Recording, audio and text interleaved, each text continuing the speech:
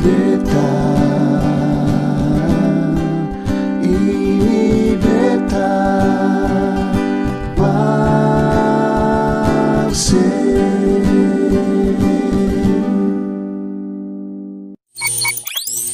Saudara semua dimanapun saudara berada, semoga hari-hari yang ketong lalui tetap dengan sukacita karena kebaikan dan anugerah Tuhan yang tidak pernah habis-habisnya dalam katorang semua punya kehidupan.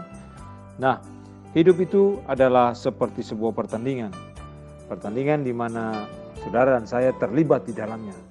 Kita kadang-kadang jenuh dengan pertandingan itu, kita kadang-kadang letih, lesu, lelah dengan pertandingan di dalam pertandingan itu. Bahkan kita kadang-kadang mengalami kekalahan. Selain itu di dalam pertandingan ada banyak hal juga yang terjadi di mana kita bisa menikmati, bisa mengalami kemenangan, bisa melewati semua pertandingan itu dengan semua detik-detik waktu-waktu dalam pertandingan itu dengan anugerah dan dengan pertolongan dari Tuhan.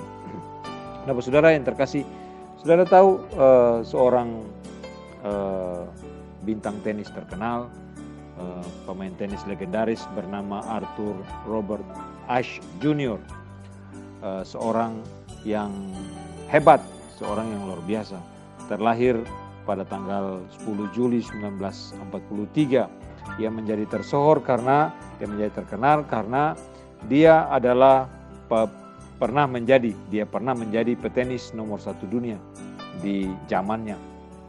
Dan dia adalah orang Afro-Amerika yang pertama yang terpilih untuk bermain di tim Piala Davis Amerika Serikat. Selain itu dia adalah orang kulit putih pertama yang pernah memenangkan gelar tunggal putra di 3 turnamen Grand Slam. Ada turnamen Wimbledon, turnamen Amerika Serikat terbuka, dan juga turnamen Australia terbuka. Nah, saudara, selain kisah hidup prestasi Arthur Ashe di dunia tenis, ternyata juga di luar dunia tenis atau setelah dia pensiun dari tenis, dia punya kisah yang luar biasa. Nah, dia pernah mengidap sakit jantung, saudaraku. Dan karena sakit jantung itu dia harus ikut operasi selama 2 kali. Dan saudara, yang menarik dari atau yang menjadi kisah yang sangat baik dari peristiwa ini adalah setelah operasi itu Arthur Ashe bukan sembuh, tetapi dia malah mengidap sakit AIDS. Dia terdeteksi menderita sakit AIDS karena virus itu berasal dari darah yang terinfeksi yang didonorkan kepada dia. Nah, saudara, peristiwa yang terjadi pada tahun 1983 itu membuat banyak orang ikut bersimpati kepadanya. Banyak orang merasa sangat kasihan kepadanya, dan diantaranya ada yang menulis surat kepada Arthur Ashe. Dalam surat itu dikatakan oleh penggemarnya, dia mengatakan, penggemar itu menanyakan kepadanya, mengapa Tuhan memilih Anda untuk mendapatkan penyakit yang buruk seperti itu. Seorang penggemar menulis surat menanyakan hal itu kepadanya. Nah, saudara, ketika membaca surat itu, kalau saudara dan saya di posisi Arthur Ashe, mungkin kita berpikir sangat susah, sangat sedih orang menanyakan hal demikian. Tetapi Arthur Ashe menjawab penulis itu atau menjawab penggemarnya yang menulis surat itu dengan menyatakan demikian. 50 juta anak mulai bermain tenis. 5 juta dari mereka belajar bagaimana bermain tenis. 500.000 belajar tenis secara profesional. 50.000 bertanding dalam turnamen. 5.000 mencapai Grand Slam. 50 mencapai Wimbledon. 4 mencapai semifinal. 2 mencapai final. Dan ketika saya menggenggam pialanya, saya tidak pernah bertanya kepada Tuhan, mengapa harus saya yang memenangkan gelar itu. Jadi ketika sekarang saya sakit, bagaimana bisa saya menanyakan kepada Tuhan, mengapa harus saya menderita sakit ini?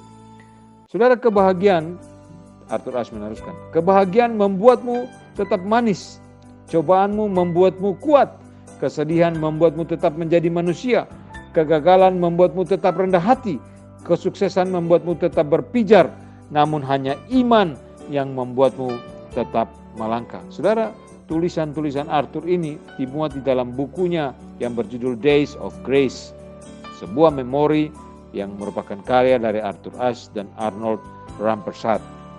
Nah, saudara, di dalam semua aspek hidup kita, kisah bintang tenis Arthur Ashe ini merupakan satu pengalaman yang mestinya menjadi tamparan bagi saudara dan saya.